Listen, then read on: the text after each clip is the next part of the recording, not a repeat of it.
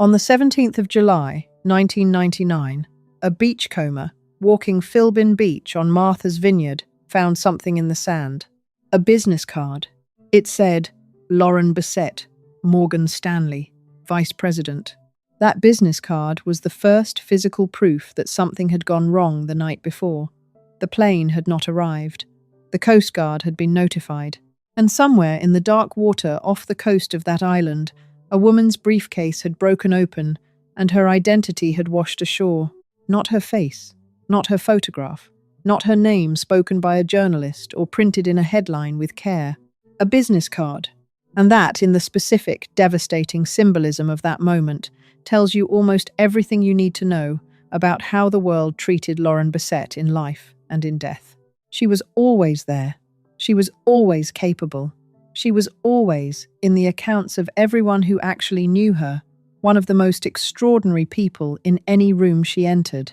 And the world learned her name from a business card in the sand. Here is what the world did with that name after they found it. They put it third, after John F. Kennedy Jr., after Carolyn Bessette Kennedy.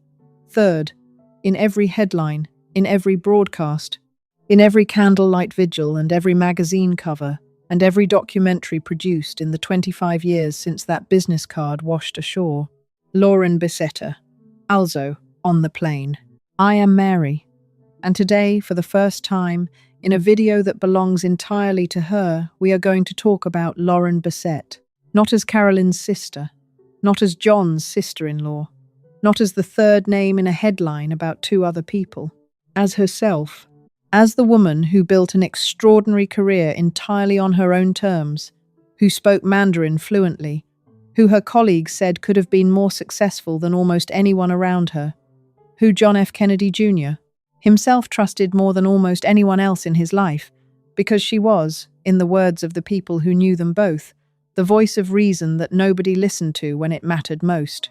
And as the woman who 2 days before she died sat at a lunch at the Stanhope Hotel in New York and encouraged her sister to get on a plane, that detail is coming in part 5. And when it arrives, I want you to understand what it means, not as tragedy, as love. The specific, total, devastating love of a sister who would have done anything for the person she was closest to in the world. Stay with me, because Lauren Bessette was not third. She was first in everything that actually mattered.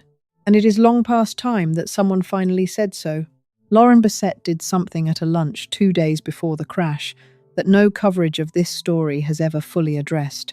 In part 5, I am going to tell you exactly what she said at that lunch, and exactly what it means about the night of the 16th of July, 1999.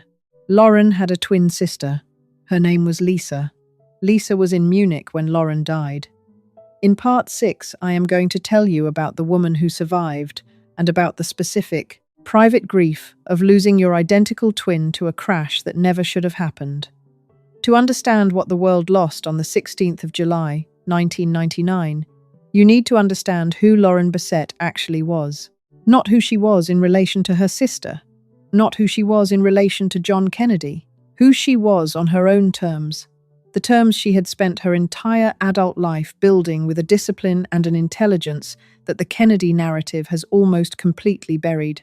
She was born on the 6th of January 1964 in New York, the second of 3 daughters born to Anne Freeman and William Bessette. She had an older sister, Carolyn, born just over 2 years earlier, and an identical twin sister named Lisa, born the same day. Think about what that means in the context of who Lauren became. She grew up as one of 2 identical people. From the moment of her birth, she was required to establish her own identity in the specific, challenging context of sharing a face with someone else. She did this by every account from people who knew both sisters with complete success.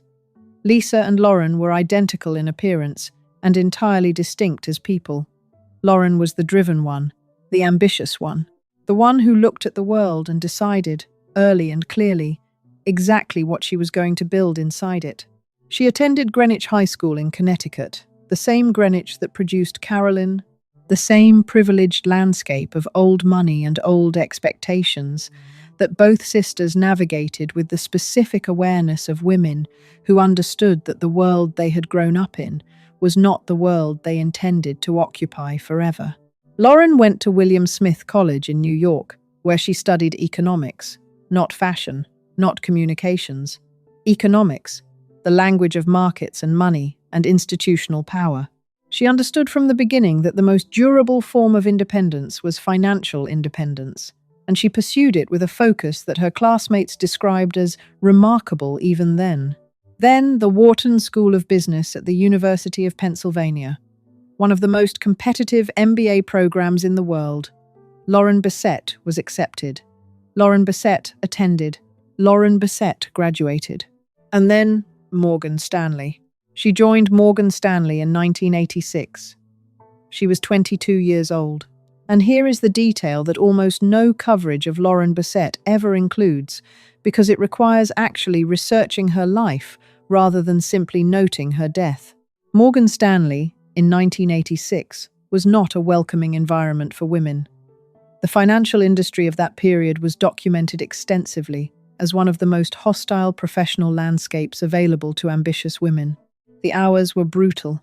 The culture was exclusionary.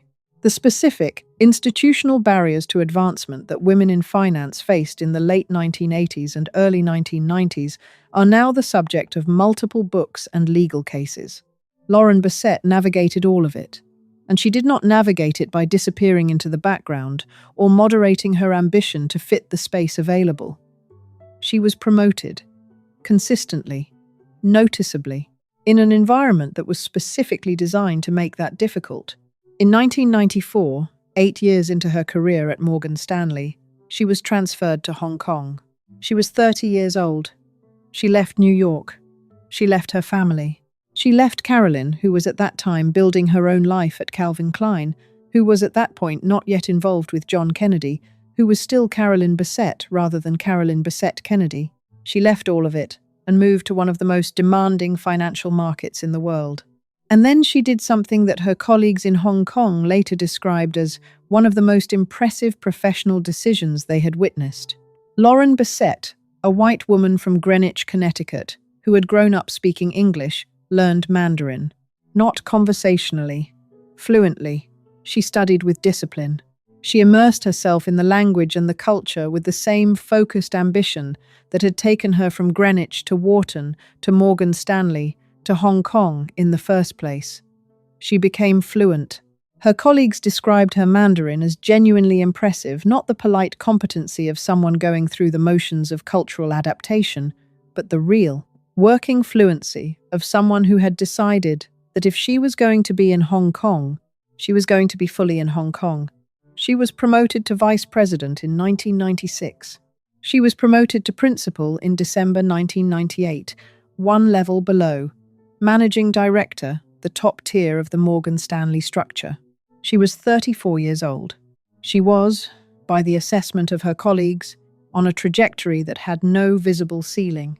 And here is the line that one of her Morgan Stanley colleagues gave to a journalist in the months after her death, a line that has been quoted very rarely and deserves to be quoted here directly.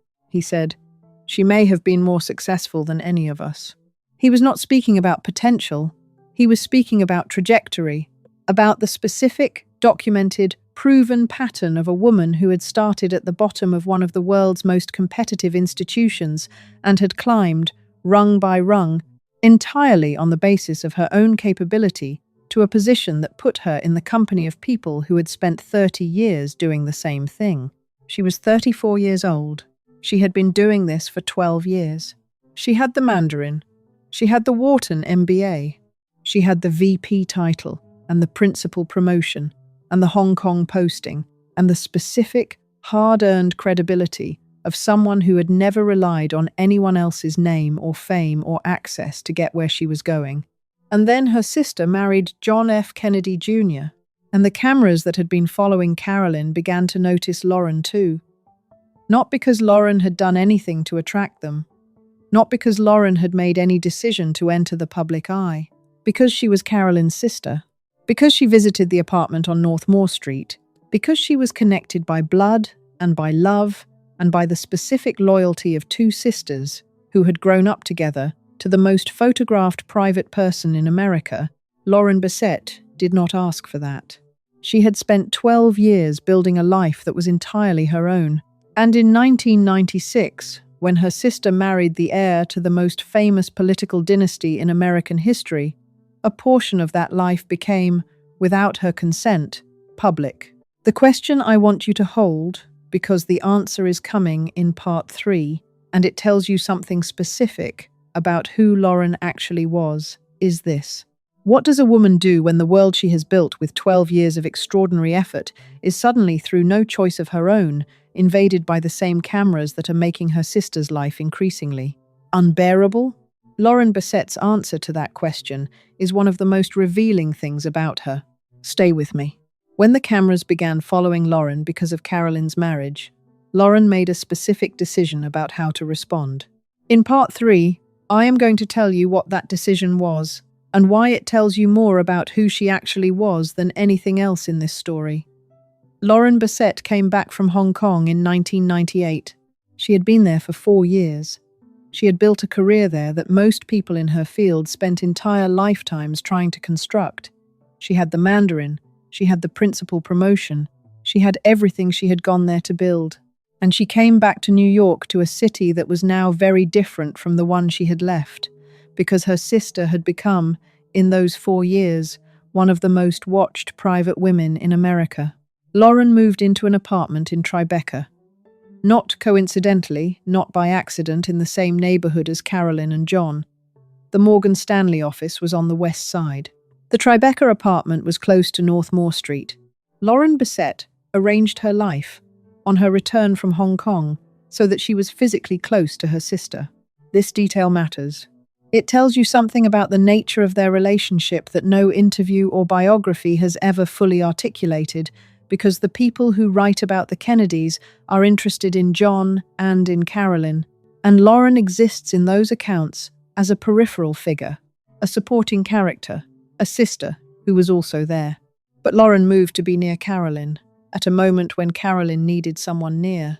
The marriage was already showing strain by 1998. The cameras were relentless. John's carelessness, documented now in the NTSB report and in the accounts of the people around him, was a constant source of friction. Carolyn had lost her career, her privacy, her ability to walk down a public street without being followed. She was thinner than she had been. She was struggling in ways that the people who loved her could see even when she performed composure for the world. Lauren saw it, and she moved close.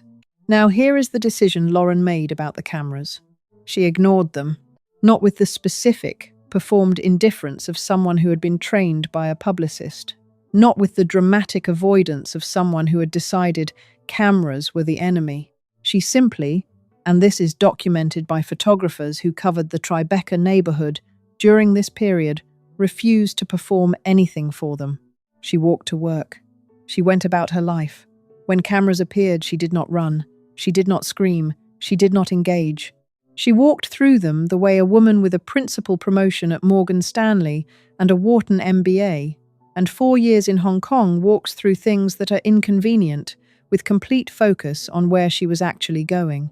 One photographer who covered that neighborhood during 1998 and 1999 described Lauren as the only person connected to the Kennedy Bessette world who seemed genuinely unaffected by the cameras.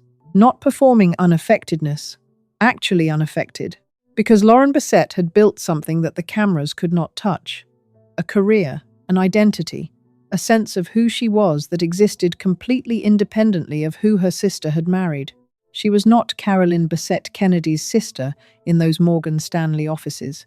She was Lauren Bessette, principal, who spoke Mandarin and had built everything she had from the ground up.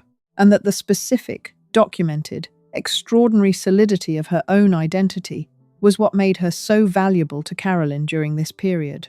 Rosemarie Terenzio, who was John Kennedy's personal assistant and one of the people closest to that marriage, described Lauren in terms that appear in almost no coverage of this story. She said that John had a lot of respect for Lauren, that he trusted her judgment, that he felt she knew Carolyn better than anybody, and that Lauren was, in Terenzio's direct words, very level-headed. She wasn't drama. In a marriage that had accumulated significant drama, in a Kennedy world that ran, institutionally, on the management and production of drama, Lauren Bessette was the person who was not drama. She was the voice of reason. She was the person John called when he and Carolyn had fought. She was the person Carolyn called when she needed someone who would tell her the truth rather than what she wanted to hear. She was the mediator, the grounding presence, the woman who had built enough of her own life that she could enter someone else's crisis without being consumed by it. She was 34 years old. She had a principal title at Morgan Stanley. She spoke fluent Mandarin.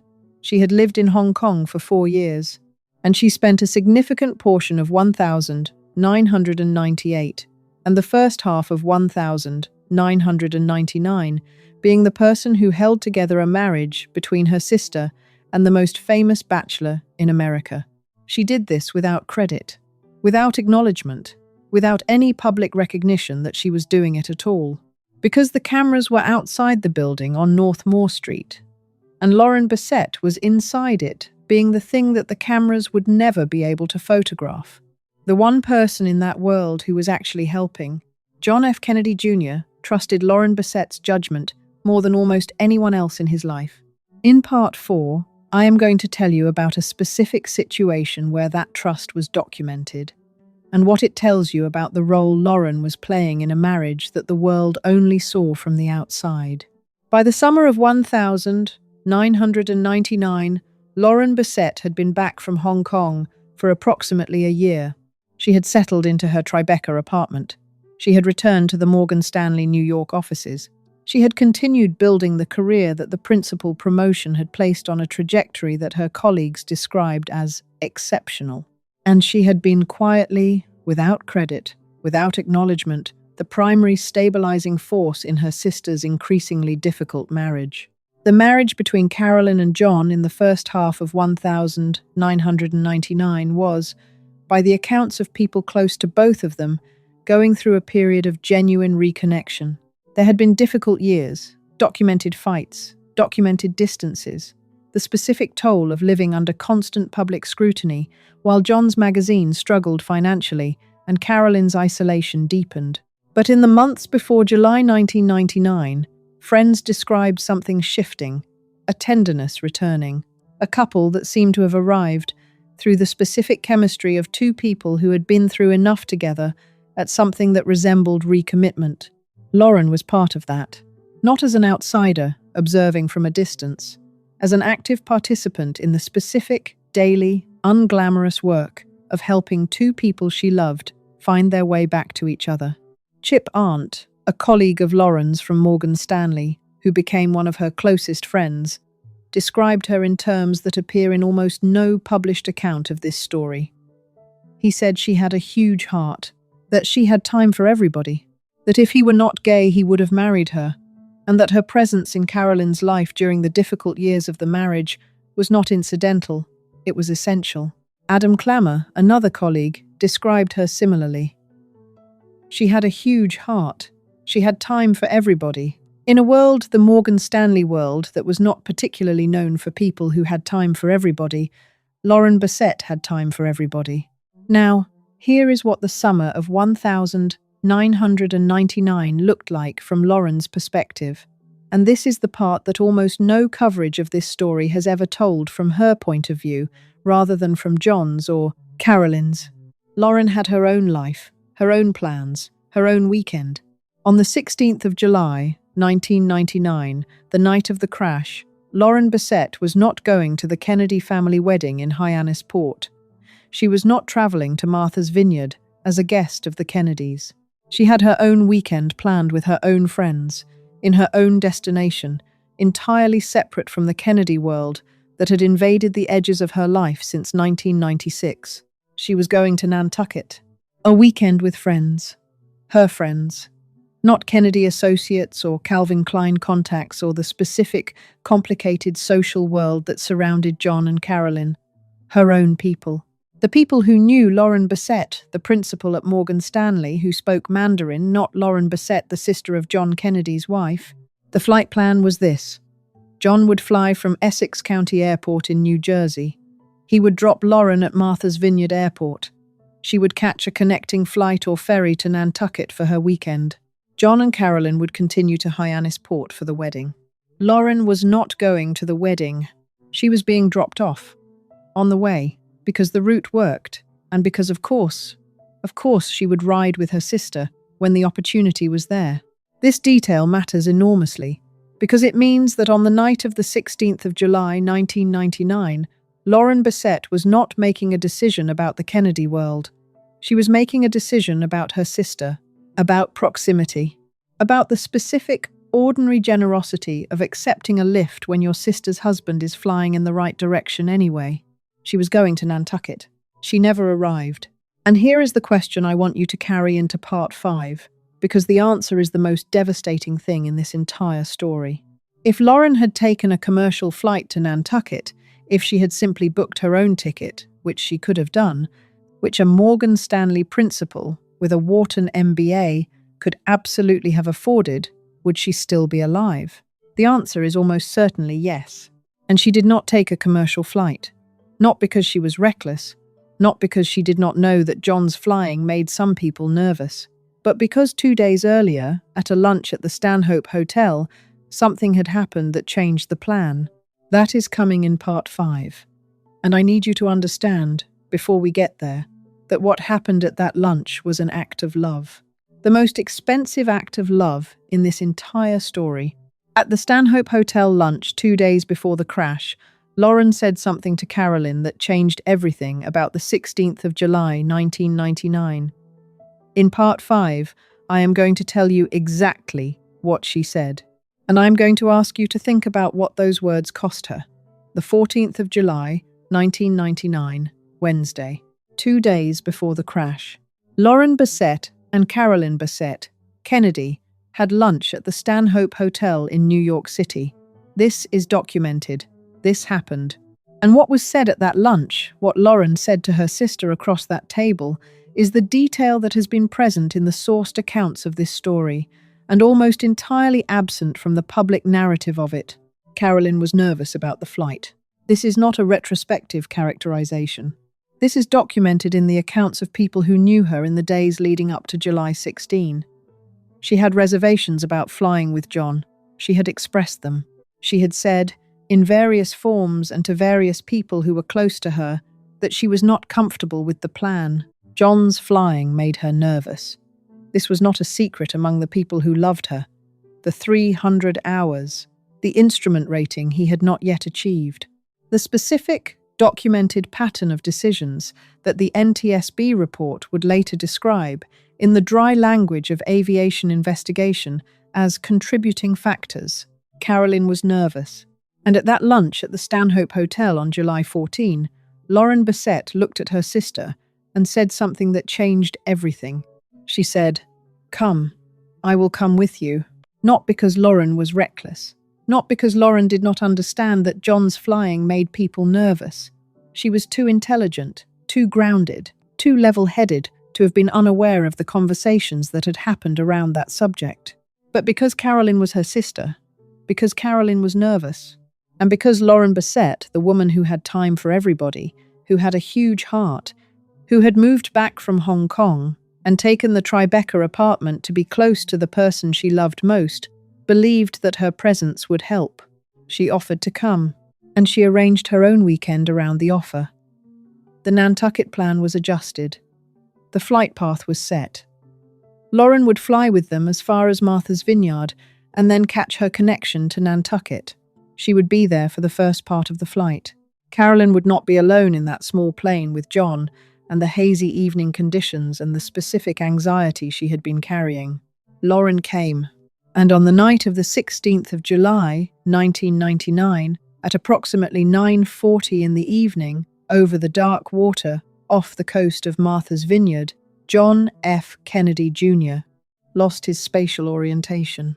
The aircraft entered a graveyard spiral. It impacted the water at approximately 270 miles per hour.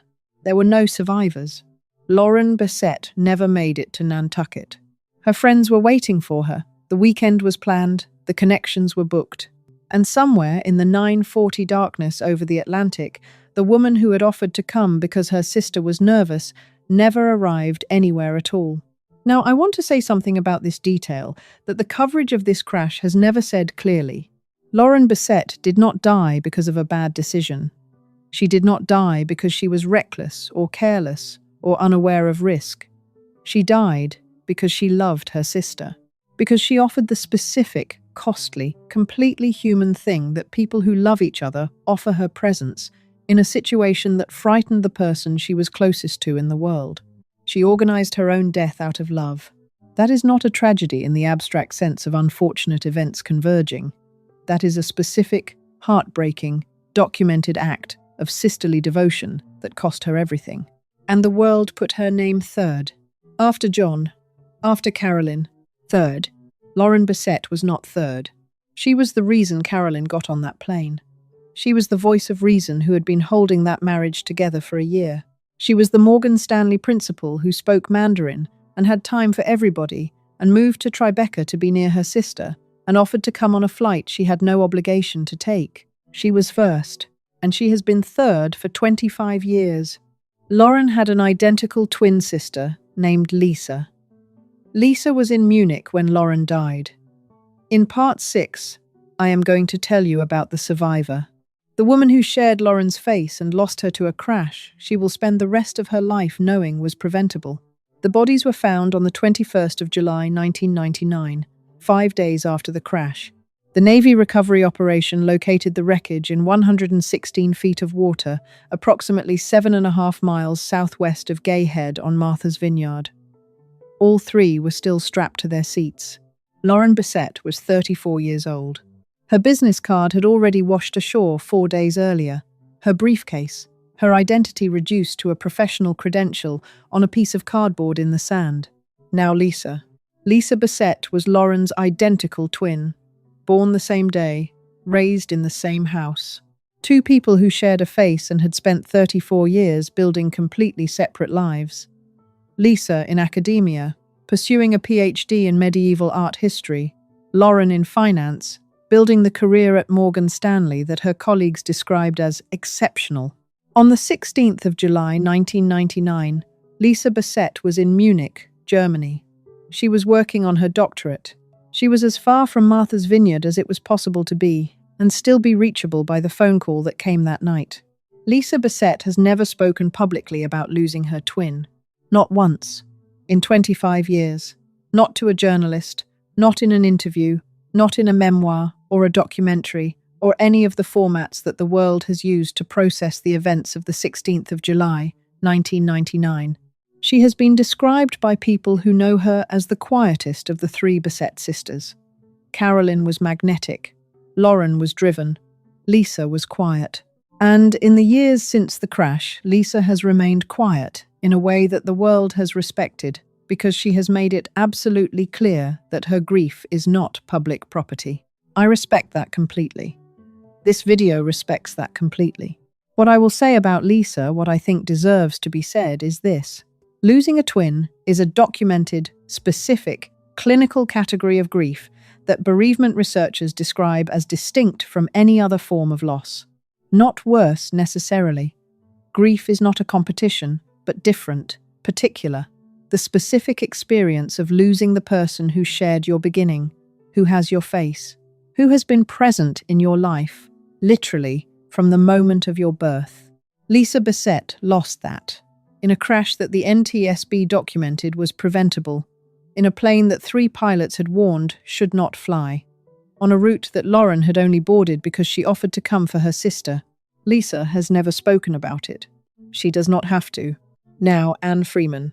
Anne Freeman, Carolyn and Lauren's mother, lost both daughters on the 16th of July, 1999. I have said this before in this series.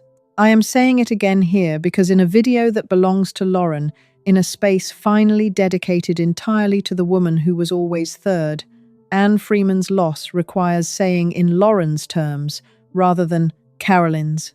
She did not lose a daughter and an in-law. She lost both of her daughters, Carolyn and Lauren, both of them, in the same night, in the same water, on the same flight that Lauren had offered to join because her sister was nervous. The Kennedy family held a joint memorial at the Church of St. Thomas More in Manhattan. The eulogies spoke of John. They spoke of Carolyn as a devoted Kennedy wife. They spoke of the family's grief. Lauren Bessette's colleagues at Morgan Stanley held their own memorial for her separately, in the office. Among the people who had actually known her, who had watched her build the career, who had heard her Mandarin, who had been the recipients of the specific, documented generosity of a woman who had time for everybody. And in Greenwich, Connecticut, at Christ Church, in the town where she had grown up, over 500 people gathered for a candlelight service that was solely in Lauren's name, ensuring that the woman who was always third in the headlines had at least one ceremony that was entirely and only hers. 500 people in Greenwich knew her. The world knew her from a business card in the sand. In Part 7, I am going to tell you about what happened 25 years later, about the Ryan Murphy series that finally gave Lauren Bessette a face, and about what it means that it took Hollywood this long to say her name.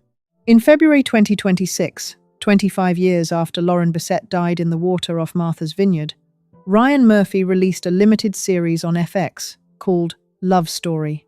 It told the story of John F. Kennedy Jr. and Carolyn Bessette Kennedy. And for the first time in any major production about that world, Lauren Bessette was given a face, a character, lines, a presence in the narrative that acknowledged what she actually was, not a background figure, not a third name in a headline, but a person, central to that story, essential to what happened. Sidney Lemon played her. I want to sit with this for a moment, because the fact that it took a Ryan Murphy production in 2026 to give Lauren Bessette a full character in any major dramatic retelling of this story is itself the story. John F. Kennedy Jr. has been the subject of multiple documentaries, multiple books, multiple biographical treatments in the 25 years since the crash. Carolyn Bessette. Kennedy thanks in significant part to this channel and to the broader conversation that Elizabeth Bella's book and Maureen Callahan's research helped generate, has in recent years finally begun to receive coverage that treats her as a full human being rather than an Ice Queen footnote. Lauren Bessette has been waiting. For 25 years, the Morgan Stanley principal who spoke Mandarin and moved to Tribeca to be near her sister and offered to come on a flight she had no obligation to take, has been waiting for someone to tell her story, not as Carolyn's sister, not as the third name, as herself. This video is attempting to be that, imperfectly because the data on Lauren is limited, because she was private in a way that the world consistently failed to respect, and that this channel is trying to honor by not speculating beyond what is documented, but attempting it. Because Lauren Bessette built something extraordinary in 12 years at Morgan Stanley. She built it with a Wharton MBA and 4 years in Hong Kong, and fluent Mandarin, and the specific, documented ambition of a woman who had decided what she was going to be and had become exactly that. And then she offered to come on a flight, because her sister was nervous, and the world put her name third. Sidney Lemon played her in 2026. Better late than never, but Lauren Bessette deserved better than late. Lauren Bessette was 34 years old when she died. She had been at Morgan Stanley for 12 years. She had lived in Hong Kong for 4 of them. She spoke fluent Mandarin. She had a Wharton MBA. She had been promoted to principal in December 1998, 7 months before the crash, 1 level below managing director, the top tier. She was 33 years old when they promoted her. Her colleague said, "She may have been more successful than any of us." He was not speculating. He was describing a trajectory. Here is what I take from the life of Lauren Bessette. She built everything herself, with no famous name, with no husband's access, with no sister's celebrity. She built it in an industry that was specifically hostile to women building things, and she built it anyway, with the specific, focused, undramatic determination of someone who had decided what she was going to be and was not particularly interested in what anyone else thought about that decision. She was loyal with the specific, costly loyalty of someone who knows exactly what loyalty requires and gives it anyway. She moved to Tribeca to be near Carolyn. She was the voice of reason in a marriage that needed one. She offered to come on a flight because her sister was nervous. She did all of this without credit, without acknowledgement, without any public recognition that she was doing anything at all. She had time for everybody. In a world, the Morgan Stanley world, the Kennedy world, the New York world of the late 1990s, that was not particularly organized around people who had time for everybody, Lauren Bessette had time for everybody. And then the world did not have time for her. It put her name third for 25 years. It learned she existed from a business card in the sand. It gave her a character in a Ryan Murphy series a quarter century after she died. It has never until this video, in this moment, dedicated any significant portion of its attention entirely to who she was, rather than to whose sister she was. Lauren Bessette was not whose sister she was. She was Lauren Bessette, Morgan Stanley, Wharton, Hong Kong, fluent Mandarin, principal at 33, the woman who had time for everybody, the voice of reason, the person John trusted most, the sister who offered to come. She was first. In the office on the west side, she was first. In the apartment she took in Tribeca to be near Carolyn, she was first. In the heart of every colleague who described her with the specific warmth of someone describing a person they genuinely miss, she was first. The headline put her third. That was the headline's failure, not hers. Before you go, I want to ask you something. If you had been in that Stanhope Hotel dining room on the 14th of July, 1999, if you had heard Lauren say to her nervous sister, "I will come with you," knowing what you know now about what those words cost her, what would you have said to her? Leave your answer below. I read every single comment. If this story moved you, please share it, because Lauren Bessette has been third in every headline for 25 years. This video belongs entirely to her. Share it for her. Her name was Lauren Bessette. She was first. Next week we go deeper. A woman whose name you know from this channel, whose connection to everything you have heard in these 3 videos runs deeper than most people realize, and whose own story of being erased slowly, institutionally, without acknowledgement, will make this video feel suddenly and uncomfortably familiar. Subscribe so you do not miss it. This is Mary of Shadows. Thank you for being here.